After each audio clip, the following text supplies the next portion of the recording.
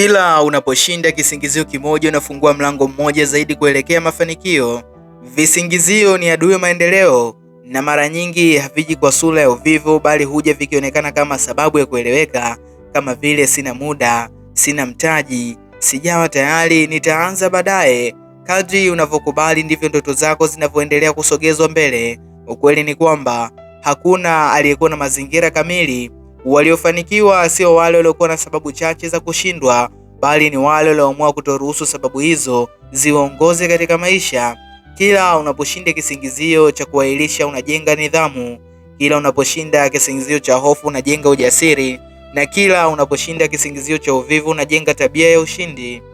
Hivyo hivyo mafanikio yanavyojengwa si kwa hatua moja kubwa, bali ni kwa ushindi mdogo mdogo unaojirudia kila siku. Jiulize leo, ni kisingizio gani kimekuwa kikikuzuia kwa muda mrefu? Kisha amua kukishinda kwa kuchukua hatua moja tu.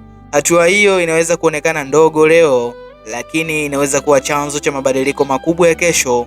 Kumbuka, visingizio hukufanya ubaki hapo hapo ulipo, lakini maamuzi hukusogeza mbele. Kila unaposhinda kisingizio kimoja unafungua mlango mmoja zaidi kuelekea mafanikio.